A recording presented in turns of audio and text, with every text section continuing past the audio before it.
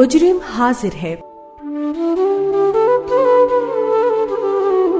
شاید سردیاں تھیں یا گرمیاں، میری ماں کو میری تاریخ پیدائش یاد نہیں۔ میں نے اس سے جب بھی پوچھا اس کا جواب حیرت، بے بسی اور تعصب ہی تھا۔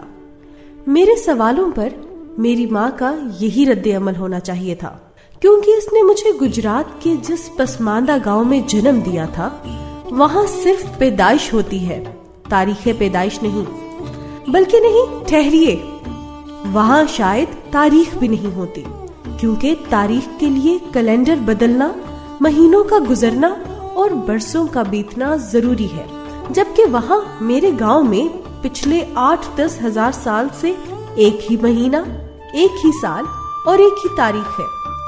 وہاں اشوکا عہد کا خیلو اور 21ویں صدی کا فضلو ایک ہی چارپائی پر بیٹھے حقہ گڑگڑاتے ہیں اور ماہیے گاتے ہیں۔ میری ماں بچپن میں مجھے ایک لمبا کرتا پہنا دیتی تھی۔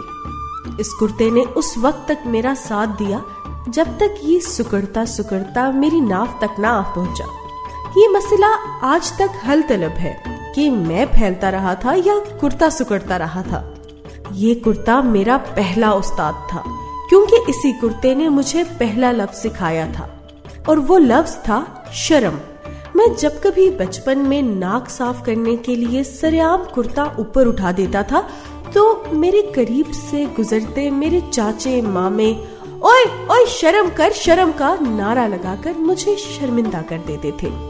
بچپن کے اس درس نظامی نے مجھے بہت ہی چھوٹی عمر میں کرتے اور شرم کا تعلق سمجھا دیا، لہٰذا میں نے آنے والی زندگی میں کرتے کا دامن اٹھایا اور نہ ہی کبھی پھیلایا۔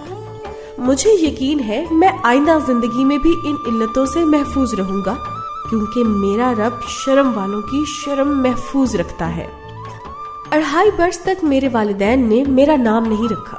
ان کا خیال تھا نام کی ضرورت تو بڑوں کو ہوتی ہے، بچے بچے ہوتے ہیں، انہیں اوئے کہہ کر پکار لیا جائے یا کاکا، بچو یا منا کہہ دیا جائے، کام چل جاتا ہے۔ یہ کام کاکے، بچو اور مننے کی مدد سے مزید 10-12 برس تک چل سکتا تھا، لیکن پتہ نہیں کیوں میری ماں نے ایک روز مجھے بیٹھے بیٹھے جاوید کہہ دیا۔ میرے والد کو یہ حرکت پسند نہ آئی۔ ان کا کہنا تھا لوگ جاوید کو بڑی آسانی سے بگاڑ کر جیدی، جیدا یا جیدو بنا دیں گے، لہٰذا ہمیں گاؤں میں رائج کسی ایسے نام کا انتخاب کرنا چاہیے جس میں اللہ، رسول صلی اللہ علیہ وآلہ وسلم کا ذکر آتا ہو۔ میرے والد کا خیال درست تھا۔ ہمارے گاؤں میں لوگ ایسے ناموں کو بگاڑنا جس میں اللہ، رسول صلی اللہ علیہ وآلہ وسلم کا لفظ آتا ہو، شرک سے بڑا گناہ سمجھتے تھے۔ اسی لیے ہمارے گاؤں میں جتنے اللہ دیتے، اللہ رکھے اور اللہ وسائل ملتے ہیں، اتنے شاید مجموعی طور پر پورے کرۂ ارض پر نہ پائے جاتے ہوں۔ لیکن صرف میرے والد نہیں، میری ماں کا کہنا بھی درست تھا۔ اس کا کہنا تھا اگر میرا بیٹا کرما والا ہوا تو اسے جیدی، جیدا اور جیدو سے جاوید بنتے دیر نہیں لگے گی۔ نالائق نکلا تو ہم اس کا نام کچھ بھی رکھ لیں، لوگ بگاڑنے سے باز نہیں آئیں گے۔ میرے والد نے میری ماں کی بات مان لی۔ یہ گھر کے میدان میں میرے والد کی آخری شکست اور میری ماں کی پہلی اور آخری فتح تھی۔ میں بڑا ہوا تو ایک طویل عرصے تک اس گو میں رہا کہ میں محمد جاوید ہوں یا جاوید اقبال۔ آنے والی زندگی میں یہ گتھی بھی دوسری گتھیوں کی طرح مجھے ہی سلجھانا پڑی۔ یوں میٹرک کے بعد سے میں محمد جاوید ہوں اور اخبار کی دنیا میں داخل ہونے کے بعد سے جاوید چودھری۔ آپ پوچھ سکتے ہیں میں محمد جاوید یا محمد جاوید چودھری کیوں نہیں لکھتا؟ بات بالکل واضح ہے۔ میں نہیں چاہتا میرے ناراض دوست جب میرا نام لے کر اپنی نفرت کا اظہار کرے تو لفظ محمد کے باعث ان پر بخشش کے دروازے بند ہو جائے۔ ہاں البتہ میں نے جب بھی اکاؤنٹ کھلوایا تو محمد جاوید چودھری کے نام سے کھلوایا، اس لیے کہ جب زندگی مجھے سمجھوتے پر مجبور کرنے لگے تو میرے نام میں شامل دنیا کی سب سے بڑی پاکیزگی محمد مجھے واپس لوٹ جانے کا حکم دے سکے۔ آج یہ سطریں لکھتے ہوئے مجھے اپنی ان پڑھ بھولی بھالی ماں بہت یاد آ رہی ہے۔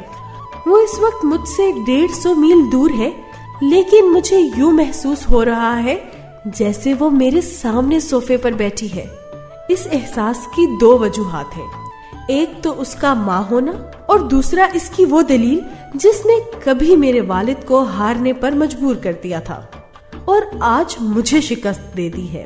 جب یہ کتاب مکمل ہوئی اور بھائی آصف اس کتاب کے پبلشر نے مجھے کسی نامور دانشور سے دیباچہ لکھوانے کا حکم دیا اور میں نے بجا آوری کے لیے اپنے تمام بزرگوں اور دوستوں کی فہرست بنائی جن کی ذات کے سورج میری شخصیت کے میلے دھندلے آئینے میں چمکتے ہیں، تو میری ماں نے میرا ہاتھ تھام کر کہا، نہیں پتر نہیں، تم کسی بزرگ کسی دوست کو تکلیف مت دو، تم اس کتاب کو اسی طرح زندگی کے دریا میں اتار دو جس طرح میں نے تمہیں دھکیل دیا تھا۔ اگر یہ کرما والی ہوئی، اگر اس میں کچھ ہوا تو یہ لوگوں تک پہنچ جائے گی اور لوگ اس تک، اور اگر اس میں کچھ نہ ہوا تو پھر دنیا کے سارے دانشور اس کی تعریف میں اپنا سارا لہو، اپنا سارا ہنر صرف کر دیں تو بھی اسے زندہ نہیں رکھ سکتے۔ مجھے اعتراف ہے کہ شاید یہ میری زندگی کی انتہائی قیمتی خواہشوں میں سے ایک خواہش تھی کہ میری اس کتاب کا دیباچہ جناب نسیم انور بیگ لکھتے، وہ نسیم انور بیگ جن کا ہر لفظ تعویذ اور ہر فکرہ دعا ہوتی ہے، جناب ارشاد احمد حقانی لکھتے جن کے قلم کو اللہ تعالیٰ نے آنکھیں بھی دے رکھی ہیں اور دماغ بھی، جناب منو بھائی لکھتے جن کے تخلیق کیے گئے فکروں پر خود اردو زبان فرفتہ ہو جاتی ہے، جناب مجیب الرحمان شامی لکھتے لفظ جن کے حضور یوں سر جھکا کر بیٹھتے ہیں جیسے عقیدت میں بھیگے مرید مرشد کے سامنے، جناب عبد القادر حسن لکھتے جن کی نثر پہاڑی ندی کی طرح ہے، جب اس میں طغیانی آتی ہے تو پھر وہ بہتی چلی جاتی ہے، بہاتی چلی جاتی ہے، جناب نذیر ناجی لکھتے جن کے قلم نے لفظوں کو کہنے کا بولنے کا سلیقہ سکھایا، جناب ضیاء شاہد لکھتے جن کی انگلیوں میں پہنچ کر لفظ نہیں رہتے، احساس بن جاتے ہیں، جذبہ ہو جاتے ہیں، کلام کے مسیح استاد ہارون الرشید لکھتے جو قبروں میں لیٹے ٹھنڈے بے جان لفظوں کو چھو لیں تو وہ اٹھ کر چلنے لگتے ہیں، پھرنے لگتے ہیں، بولنے لگتے ہیں، صحافت کے امام خمینی جناب حسن نثار لکھتے جنہوں نے نہ سے ہاں اور ہاں سے نہ کی آواز پیدا کر کے دکھائی، جو بانسری کے پیٹ سے تلوار نکالنا جانتے ہیں، جناب عطا الحق قاسمی لکھتے جنہیں برف کو آگ لگانے اور آگ سے برف کی سلیں بنانے کا منتر آتا ہے، اور جناب امجد اسلام امجد لکھتے جن کی نثر میں شعر کا ذائقہ اور شاعری میں نثر کا چسکا ہے، لیکن افسوس میری ماں نے میرا ہاتھ تھام لیا، مجھے روک دیا اور یوں میری خواہش درخواست بننے سے پہلے ہی دم توڑ گئی۔ میں اپنی یہ کتاب وقت کے حوالے کر رہا ہوں، اس یقین کے ساتھ کہ اگر اس میں کوئی نئی بات، کوئی انوکھی واردات ہوئی تو یہ اپنا وجود خود منوا لے گی۔ بصورت دیگر جناب ارشاد حقانی سے امجد اسلام امجد تک میرے استادوں، میرے محسنوں اور میرے بزرگوں کے سارے لفظ، ساری نیک تمنائیں اس راکھ کے ڈھیر کو زندگی نہیں بخش سکتے۔ میں خود کو آپ کی عدالت میں پیش کر رہا ہوں، مجرم حاضر ہے، اسے بے گناہ سمجھیں تو باعزت بری کر دیں، گناہگار جانے تو معاف کر دیں۔ بری کرنا آپ کا انصاف ہوگا اور معافی دینا آپ کی اعلیٰ ظرفی۔